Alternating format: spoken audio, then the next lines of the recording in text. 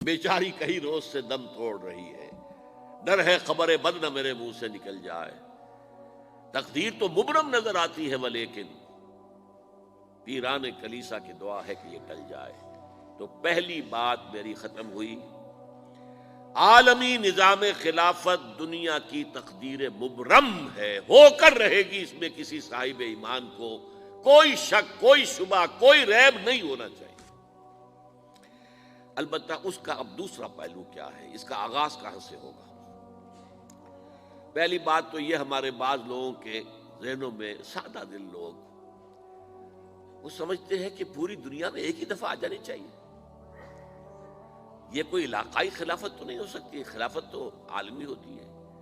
ان سے میں کہتا ہوں، عالمی خلافت کب تھی جناب؟ یہ تو نہ خلافت راشدہ میں عالمی تھی، کیا ہندوستان شامل تھا اس میں؟ کیا چین شامل تھا؟ کیا یورپ شامل تھا؟ اور پھر جو خلافت کے نام سے جو ملوکیت چلی ہے، وہ بھی صرف آپ دور بنو امیہ میں کہہ سکتے ہیں کہ وہ پورا عالم اسلام کم سے کم اس کے تحت تھا۔ بعد میں خلافت عباس، بنو عباس میں، اور فاطمیین کی خلافت میں، اور آل عثمان جو ہیں آٹومان ٹرکس کی خلافت میں ٹکڑے تھے، حصے بکھرے تھے، کوئی مانتا تھا، کوئی نہیں مانتا تھا۔ اور سب سے بڑی بات یہ، اگر ایک دم پوری دنیا پر خلافت قائم ہو سکتی تو حضور کے دست مبارک سے ہوتی، لیکن نہیں ہوئی۔ نتیجہ کیا نکلا؟ ایک ملک میں حضور نے قائم کر دی، جزیرہ نما عرب،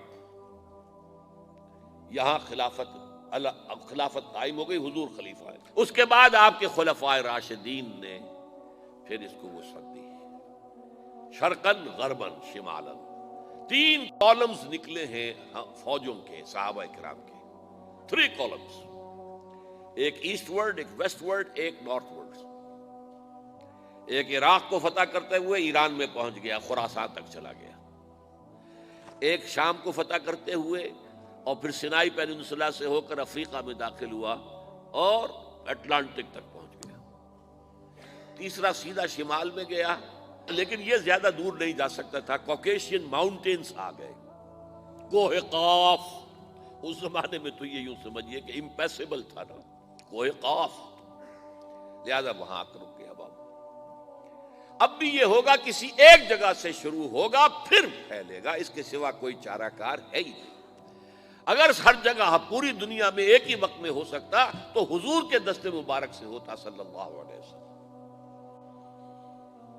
اب وہ نقطہ کون سا ہوگا، نقطہ آغاز کون سا ہوگا؟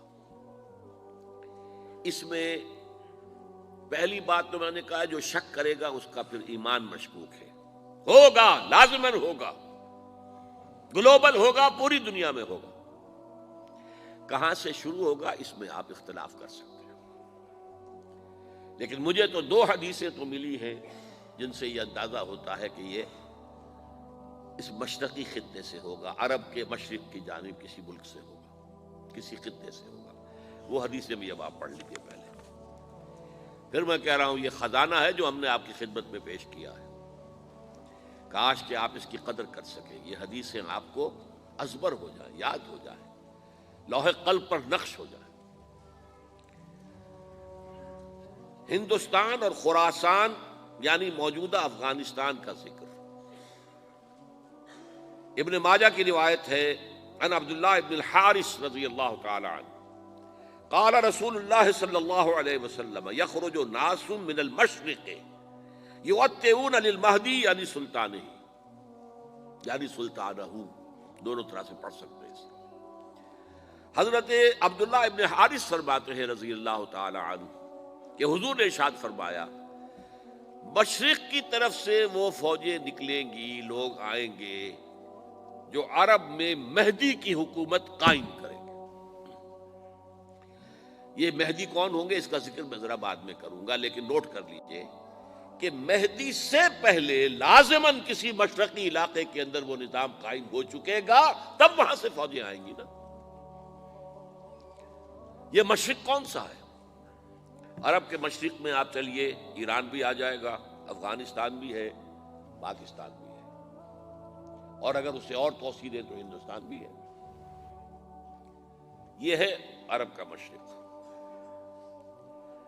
اس سے فوجیں جائیں گی۔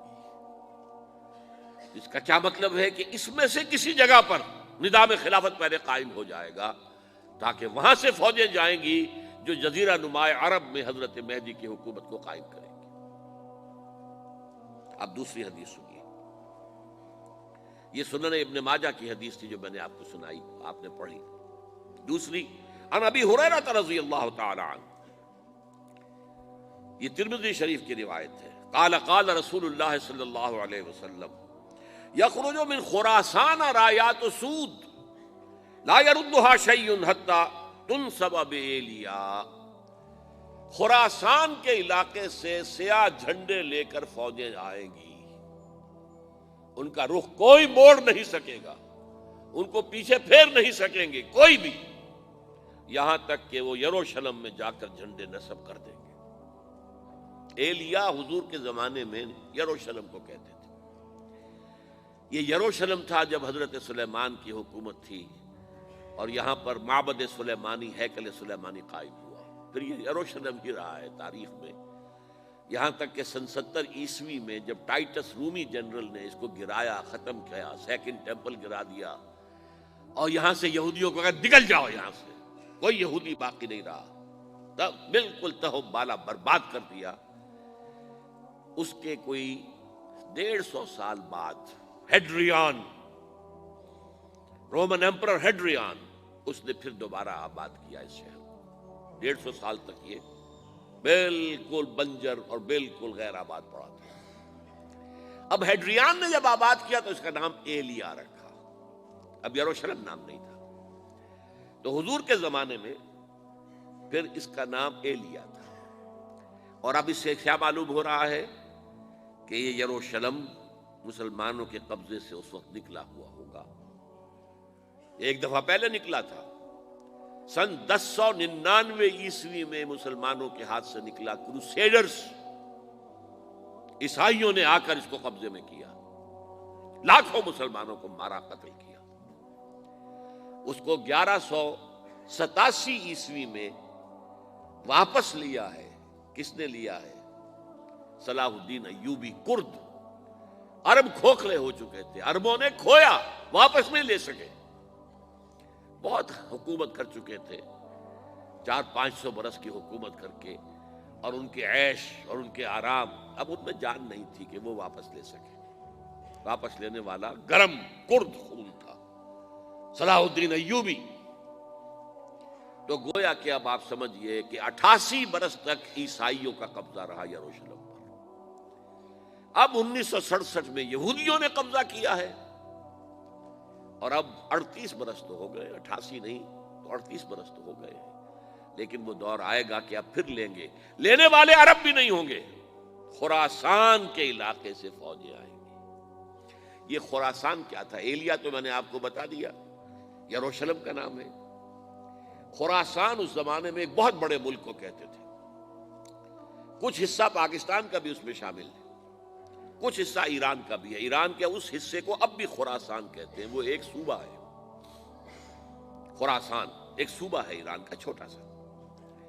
پاکستان میں خاص طور پر یہ جو علاقہ مالاکنڈ ایجنسی کہلاتی ہے، اس سے اوپر جتنا علاقہ ہے، اور یہ جو واخان کی ایک پٹی آتی ہے اوپر، واخان افغانستان کی ایک پٹی سی دم سی چلی آتی ہے جو جا کر چائنا کی سرحد سے مل جاتی ہے، یہاں سے لے کے یہاں تک یہ جو مالاکنڈ کا وہ درہ ہے اور پہاڑ ہے، یہ بھی خراسان کا حصہ ہے۔ باقی تقریباً 2/3 آف افغانستان، ساؤدرن حصہ نہیں ہے خراسان کا حصہ، یہ سیستان کہلاتا تھا، یہ خراسان نہیں ہے، لیکن یہ کہ اوپر کا 2/3 آف افغانستان، اور اس کے ساتھ یہ جو عرب، جو اب یہ ترک ممالک آزاد ہوئے ہیں سوویت یونین کی ڈسولوشن کے ساتھ، یہ سارا علاقہ کہلاتا ہے خراسان بزرگ، دی گریٹ خراسان۔